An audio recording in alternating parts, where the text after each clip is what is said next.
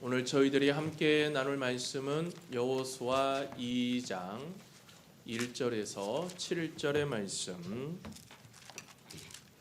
눈의 아들 여호수아가 시딤에서 두 사람을 정탐꾼으로 보내며 이르되 가서 그 땅과 여리고를 엿보라 하매 그들이 가서 라합이라 하는 기생의 집에 들어가 거기서 유숙하더니 어떤 사람이 여리고 왕에게 말하여 이르되 보소서 이 밤에 이스라엘 자손 중에 몇 사람이 이 땅을 정탐하러 이리로 들어왔나이다.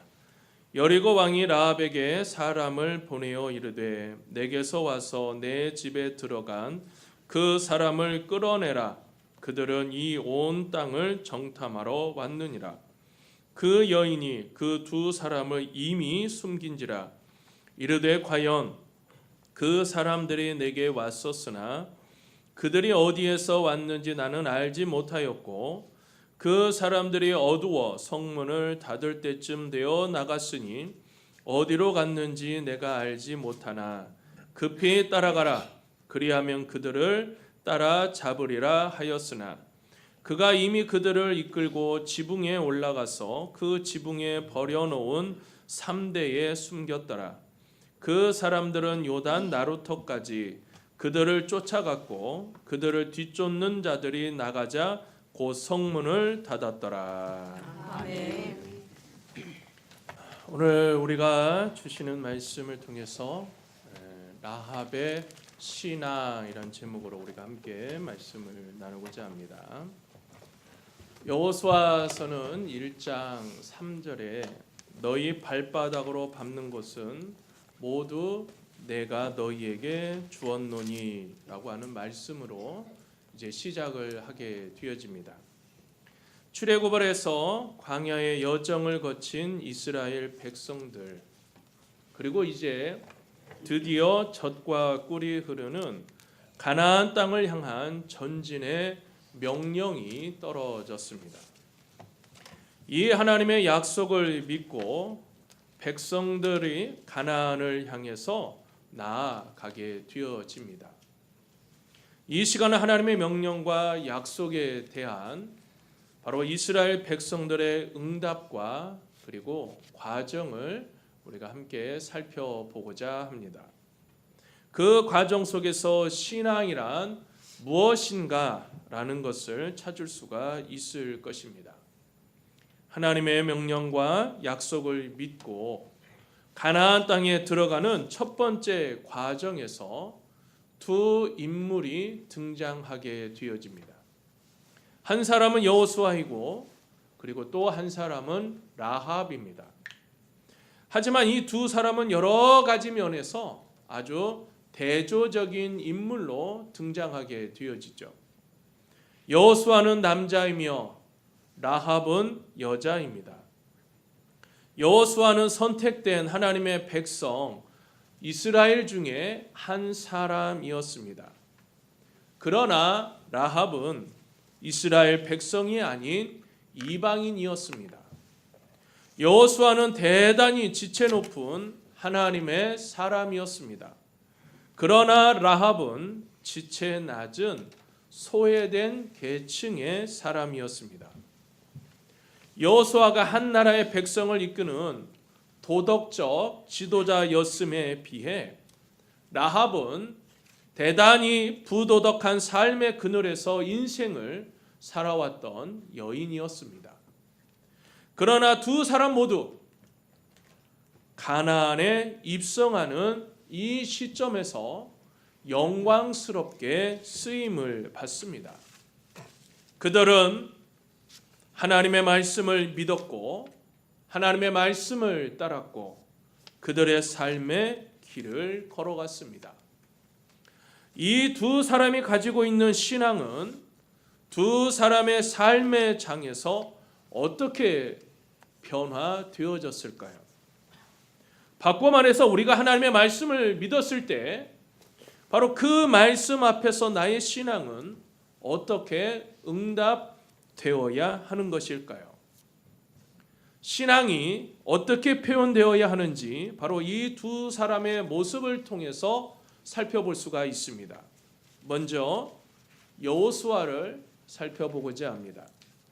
여호수아의 믿음은 어떻게 나타났을까요? 가장 먼저 여호수아는요, 자신의 믿음을 표출하는 방법이 순종이었다고 말씀을 하고 있습니다.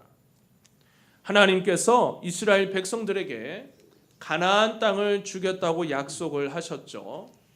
너희가 발바닥으로 밟는 것은 모두 내가 너희에게 주노라. 자, 이러한 하나님의 약속을 믿고 여호수아는 이제 가나안을 향해서 걸어가게 되어집니다. 가나안을 향해 행진하고 가나안 땅을 정탐하는 모든 과정에서 이 여호수아는 하나님의 말씀을 순종하는 것을 볼 수가 있습니다. 그가 약속된 땅을 향해서 가는 그 자체가 순종이기 때문이죠. 그의 믿음이 이러한 순종의 첫 걸음을 가져온 것이죠. 그런데 여호수아가 하나님의 말씀에 순종하는 일이란 그렇게 쉬운 것은 아니었습니다. 그는 지금까지 이스라엘 백성들을 지휘해 본 경험이 없습니다. 다시 말해서 그는 미숙한 지도자였던 것이죠. 그리고 역시 그 땅에 관해서 별로 아는 것이 없습니다. 그 땅에 살고 있는 기존의 백성들과의 싸움에서 어떻게 해야 승리할 수 있는지 알지 못했습니다. 그는 이 모든 일이 미숙하고 어찌 보면 무능력한 상태였던 것이죠. 이 시점에서 우리는 여호수아의 바로 불안과 초조를 짐작할 수 있습니다. 그래서 그는 약해질 수밖에 없었고 하나님의 명령이 주어졌을 때 그의 생각과 그의 생활, 그가 추구하는 모든 것들이 위축될 수밖에 없었던 것이죠. 우리는 성경을 읽을 때 과정을 생각하고 마지막 결과만을 취하는 수가 많습니다. 따라서 때때로 이 성경에 나타난 어떤 사건의 전모와 진상을 파악하는 일에 있어서 실패하는 수가 있습니다. 여호수아의 경우도 마찬가지였습니다. 하나님이 그에게 내가 너에게 명한다. 네가 발바닥으로 밟는 땅은 다 내 땅이 될 것이다. 그러니 염려하지 말고 가나안에 들어가라고 말씀하셨습니다. 그때 우리는 여호수아가 용기 백배해서 아무것도 두려워하지 않을 것으로 이렇게 생각하죠. 왜요? 성경의 인물들 하면 그러한 생각들이 먼저 들기 때문입니다. 무언가 슈퍼 히어로 같은 사람들, 그리고 그들은 막 손만 흔들어도 막 사람들이 쓰러지고 그들의 말 한마디로 모든 것들이 막 쉽게 이루어지는 것 같습니다. 그리고 쉽게 그 땅을 정복했을 것이다. 어려움이 없이. 왜? 하나님께서 직접 나타나셨고 여호수아에게 말씀하셨으니 하나님께서 아주 쉽게 여호수아의 길을 인도해 주셔서 가나안 땅을 쉽게 정복했을 것이다. 그러나 여호수아 1장 9절을 보면 그렇게 하지 않았습니다. 내가 내게 명령한 것이 아니냐. 강하고 담대하라. 두려워하지 말며 놀라지 말라. 내가 어디로 가든지 내 하나님 여호와가 너와 함께 하느니라 하시니라. 여호수아는 그 땅에 대해서 아는 바가 없었습니다. 제대로 훈련받지도 못한 이 백성들을 이끌고 들어가서 전쟁에 임해야 하므로 불안했습니다. 여호수아와 이스라엘 백성들은 이 하나님의 명령이 하나님의 말씀이 주어지게 되어졌을 때 모든 것들이 그냥 다 위축되고 말았던 것이죠. 초조했고 어찌할 줄을 몰라 당황했던 것입니다. 하나님이 함께 하시겠다고 약속은 하셨지만 과연 내가 이 일을 해낼 수 있을 것인가? 이런 생각을 하면서 이스라엘 백성들은 많이 주저하고 초조했을 것입니다. 그러나 이런 초조와 불안의 상황 속에서도 여호수아는 하나님이 함께 하신다고 약속하신 것, 바로 그것을 믿었던 것이죠. 그리고 그 말씀을 믿고 내민 첫 번째 발걸음이 무엇이었을까요? 순종이었다라고 하는 것입니다. 하나님의 말씀이 들려올 때 즉각적으로 순종하는 경우는 그렇게 많지 않습니다. 여호수아가 하나님의 말씀이 주어졌는데도 불구하고 이렇게 불안해하고 초조했던 것처럼 우리도요, 우리의 삶의 과정에서 하나님의 말씀 앞에서, 하나님의 분부 앞에서 초조해야 합니다. 불안해합니다. 그러하기에 하나님은 바로 여호수아 1장 9절의 말씀처럼 용기를 주고 있는 것이죠. 사실 하나님의 말씀이 주어졌을 때 그 말씀에 순종한다고 하는 것은요, 쉽지가 않습니다. 그럼에도 불구하고 주님께서 말씀하셨음을 인해서 우리는 순종해야 하는 것입니다. 조용히 기도하는 시간에 내게 들려오는 하나님의 음성이 있습니다. 그리고 성경의 말씀들이 주어졌을 때 그것을 통해서 역시 내게 주어지는 하나님의 음성이 있습니다. 또한 내 양심의 깊은 샘에서 나를 향해서 말씀하시는 바로 하나님의 정의에, 바로 하나님의 음성이 또 있습니다.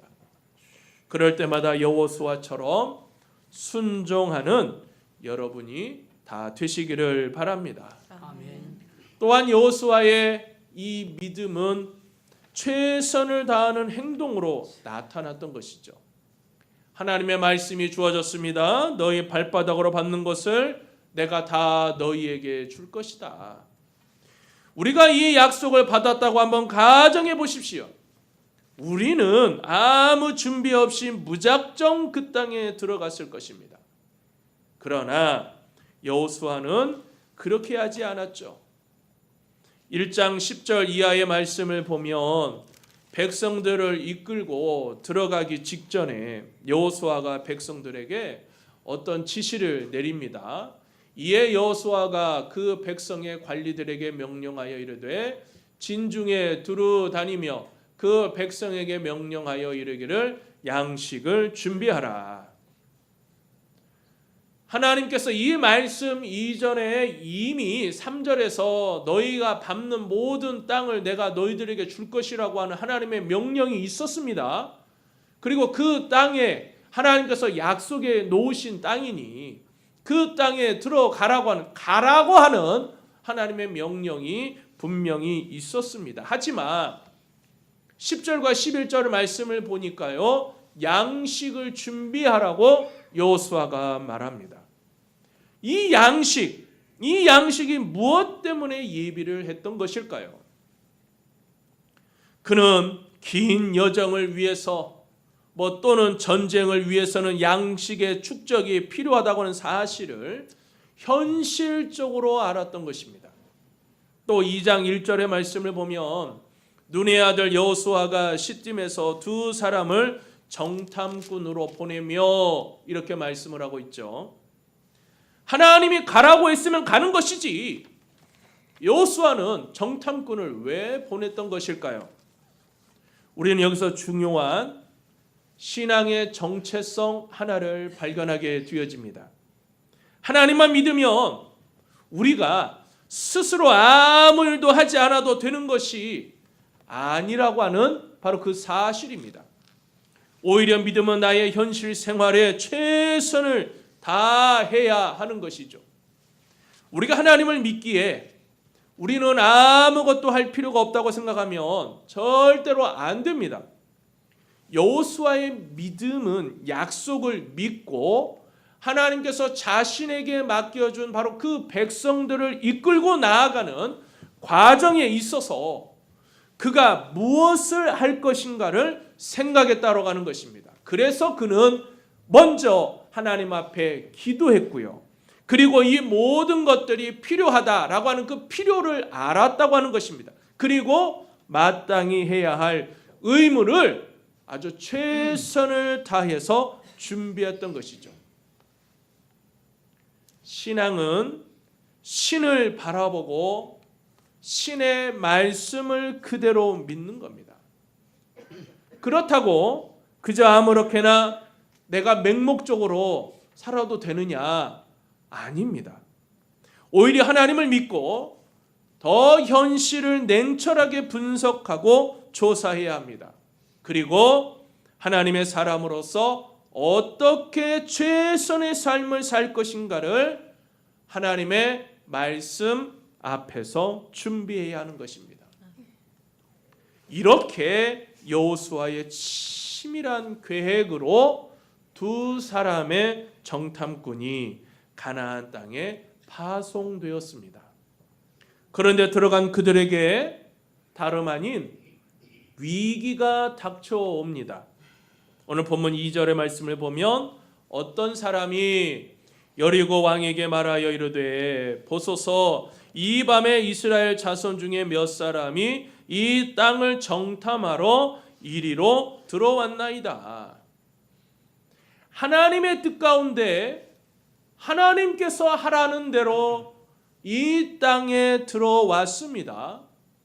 그러면 모든 것이 만사 형통하게 될 줄 알았습니다. 자신들이 가는 모든 길들 속에서 아무런 어려움 없이 이 모든 과정이 그냥 하나님의 선하심의 인도하심대로 착착착착착착 진행되어질 줄 알았던 것이죠. 그런데요, 정보가 누설되어서 그들의 목숨이 이제 경각에 달리게 되어집니다. 하나님의 백성이 하나님의 뜻을 따라 삶의 길을 진행하는데도 왜 이런 위기가 찾아오는 것일까요? 하나님은 이러한 위기를 통해서 오히려 주의 백성들을 더 잘 훈련시켜 아주 강하고 담대한 사람들로서 삶의 길을 걸어가도록 배려하시기 때문이다라고 하는 겁니다. 이 위기 앞에서 하나님은 두 사람을 위해서 바로 사람을 준비하셨습니다. 그가 바로 두 번째 인물 라합입니다. 하나님이 여인을 쓰신 것은 바로 상식을 깨트리는 것이었습니다. 이 여인의 본래 직업 오늘 성경 말씀에서도 보니까 기생으로 표현되어져 있습니다. 그런데 이 기생이라고 하는 말은 대단히 그 표현 양식을 아주 누그러뜨린 점잖은 번역입니다. 왜냐하면 본래 그대로 번역하면 창기입니다. 창기. 매춘부라고 하는 것이죠. 하나님이 이런 사람을 통해서 하나님의 사람을 돕고 있습니다. 도움은 생각하지 않고 기대하지 않는 곳에서 오는 것입니다. 하나님은 이들을 돕기 위해서 평범한 상식을 깨트리고 놀라운 방법을 선택하셨습니다. 이것은 하나님이 자주 사용하시는 방법이 되어지는 것이죠. 엘리야가 아합 왕과 이세벨에게 쫓김을 당하고 있을 때에 하나님께서 그릿 시내가로 가라라고 말씀을 하십니다. 하나님께서 엘리야에게 지금 네가 어려운 형편에 있으니 지금 너를 돕고 있는 사람이 아무도 없지만 엘리야야 그릿 시내가로 가라 말씀을 하십니다. 지금 엘리야의 마음은 쫓기고 있는 상황이었으니 불안과 초조 속에서 하나님의 명령은 받았지만 어떻게 해야 할지, 그 명령을 따라야 하는 것인지 아니면 내가 더 깊은 곳으로 숨어야 하는 것인지 갈림길에 있었습니다. 엘리야는 어떻게 했을까요? 엘리야의 선택은 무엇이었을까요? 하나님의 말씀을 선택하고 그 하나님의 말씀을 즉각적으로 순종해서 그릿 시내가로 가게 되어집니다. 거기서 하나님께서 예비해 놓으신 까마귀를 사용을 하셔서 엘리야의 양식을 채워주고 있습니다. 하나님께서는요, 미물인 까마귀를 이렇게 선택을 하셔서 사용을 하셔서 지금 엘리야를 돕고 있는 것이죠. 왜냐하면 성경에 보면 이 까마귀는요, 부정한 새로 취급이 되어집니다. 그래서 사람들은 이 까마귀를 멀리했던 것이죠. 그런데 사람들이 멀리하는 것을 통해서 오히려 신기하고 파격적인 방법을 통해 하나님께서는 그 하나님의 일들을 착착착착착 진행하고 계셨던 것입니다. 사람들의 생각으로는 저 까마귀가 무슨 도움을 주겠느냐, 아니 저 까마귀는 부정적이어서 까마귀는 오히려 멀리하고 아예 사용조차도 하지 않는 그 까마귀. 하지만요, 하나님은 신약 성경에 말씀하신 것처럼 가장 작고 연약한 것을 들어서 강한 것을 무너뜨리시는 하나님의 놀라우신 섭리를 보게 되어집니다. 사랑하는 여러분, 문제는 내가 순종의 자리에 있는가 하는 것입니다. 내가 순종하기만 하면 하나님은 당신의 방법으로 어떻게 해서든지 내 필요를 만족시키는 것이죠. 까마귀의 이 사건이 있었습니다. 그리시네가에서 엘리야는 많은 것으로 풍족하게 되어졌죠. 그래서 이제 다시금 힘을 얻었습니다. 그리시네가에서 이제 하나님의 말씀이 다시 나오는데 사르밧으로 가라 명령이 떨어집니다. 그곳에서 엘리야를 돕기 위해서 하나님께서 준비하신 사람은 다름 아닌 가난한 과부였습니다.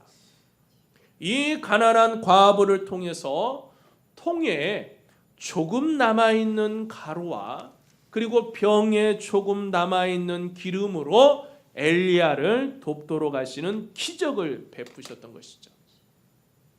자, 이처럼 순종하고 믿음의 삶에 최선을 다하는 사람들은 하나님께서 어떻게 해서든지 책임을 져 주신다. 여러분 믿으십니까? 아멘. 하나님은요, 이러한 사람들을 배려하시고 그리고 그 사람들을 축복하시고 하나님의 나라를 세워 가시는 것입니다. 아멘. 그러니 우리 사랑하는 성도 여러분, 믿음으로 순종하고 삶의 최선을 다하시기를 바랍니다. 아멘. 오늘 본문은 바로 이러한 관점에서 하나님께서 쓰신 또 한 사람 라합에게로 바로 우리의 초점을 옮겨가도록 하셨던 것이죠. 이 라합을 보십시오. 라합의 믿음은 최소한의 지식을 가지고 하나님께 붙들려 최고로 신뢰하며 나아갔던 믿음의 사람이 되어지게 됩니다. 신약 성경에 우리는 라합의 믿음에 관해서 몇 가지를 살펴볼 수 있는 중요한 성경 구절들이 있어요. 그 중에 하나가 바로 우리가 히브리서 11장을 들 수가 있습니다. 히브리서 11장을 우리는 뭐라고 부르느냐? 믿음장 또는 신앙의 장이라고 부릅니다. 신앙으로 삶을 살았던 믿음의 선배들, 그 신앙의 역사를 만드는 하나님의 사람들 가운데 누가 있을까요? 누가 있을까요? 오늘 본문의 주인공 라합이 있습니다. 히브리서 11장 31절을 보니까요, 믿음으로 기생 라합은 정탐꾼을 평안히 영접하였으므로 라고 말씀을 해요. 기생 라합이 정탐꾼을 영접하는 그 결단의 행위가 무엇이었다고요? 믿음이었다. 믿음. 그녀가 하나님을 믿었기에 정탐꾼을 영접하는 결단을 내렸던 겁니다. 만일 그 정탐꾼을 숨겨진 것이 탄로가 나면 자기 목숨을 부지하기 어렵습니다. 그런 위험에도 불구하고 그녀는 과감한 결단을 하게 되어지죠. 그것은 하나님을 향한 신뢰와 믿음이 그녀 속에 있었기 때문이었습니다. 바꾸어 말하면 그 믿음이 바로 그녀를 통해서 그 행동이 할 수밖에 없도록 만들었다라고 하는 겁니다. 또한 야고보서 2장 25절의 말씀을 보면 또 이와 같이 기생 라합이 사자들을 접대하여 다른 길로 나가게 할 때에 행함으로 의롭다 하심을 받은 것이 아니냐라고 증거를 합니다. 라합의 믿음이 행동으로 드러났다는 또 하나의 증거의 말씀인 것이죠. 그녀가 하나님을 믿었기 때문에 어떤 어려움과 위험에도 불구하고 그 정탐꾼을 숨겨주는 결단을 했던 것입니다. 사랑하는 우리 성도 여러분, 하나님을 믿는다는 이유로 우리가 어려움을 당할 수도 있다면 사실 우리가 그 길을 이렇게 용기 내어서 갈 수 있을까요? 어쩌면 우리는 너무 쉽게 예수를 믿을 수 있는 환경 속에 거하고 있기 때문에 이 도전이 의미 없어 보일지도 모릅니다. 만약 힘들다, 어렵다, 쉽게 포기해버리는 그런 우리들의 신앙은 아닐까?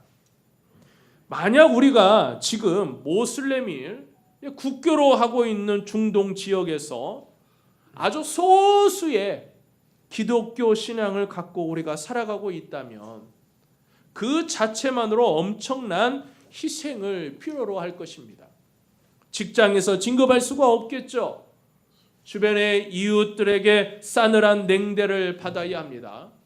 아무리 훌륭한 능력과 기술을 가지고 있어도 출세길에 쓰임을 받지 못합니다. 단순히 그리스도인이라고 하는 이 한 가지 사실 때문에 모든 면에서 제약을 받게 되어져요. 그럼에도 불구하고 여러분, 우리는 어떻게 해야 할까요? 그런 상황에 처해질 때 우리는 어떻게 해야 할까요? 그래, 주변의 환경이 이러니 그리스도를 믿는 거 포기하고 그냥 그거 따라가는 거, 그게 맞는 일일까요? 여러분은 믿음을 하나님께 어떻게 표현하고 있습니까? 여러분의 믿음의 표현을 한번 해 보시기를 바랍니다. 정말 나는 하나님 앞에 나의 믿음을 어떻게 드리고 있는가? 어떻게 표현하는가? 그리고 나는 이 세상 속에서 그 믿음의 자리에서 어떤 모습으로 하나님 앞에 지금 서 있는가? 우리는 예수님의 제자들처럼 주님 앞에 나와 이런 기도를 해야 합니다. 주여, 우리에게 믿음을 더하여 주옵소서. 그리고 이 신앙을 내 삶에 표현할 수 있도록 도와주옵소서. 잠시 목전의 이익 때문에 신앙의 가치를 쉽게 포기하는 어리석음이 없도록 하나님 우리를 붙잡아 주옵소서. 바로 저와 여러분 모두의 고백이 될 수 있기를 간절히 바랍니다. 기도드리겠습니다. 고마우신 아버지 하나님, 오늘도 주님 앞에 올라온 우리 모두에게 하나님의 크신 은혜를 따라 이렇게 나와 하나님 앞에 온전함으로 예배드릴 수 있도록 지켜주신 은혜를 감사함을 드립니다. 언제나 늘 하나님 안에서의 복된 삶을 사는 믿음의 자녀들로서 저희들 거할 수 있도록, 또한 하나님 앞에 엎드리는 귀한 믿음의 자녀들이 되어줄 수 있도록 우리 하나님 축복하여 주옵소서. 예수님의 이름으로 기도드리옵나이다. 아멘.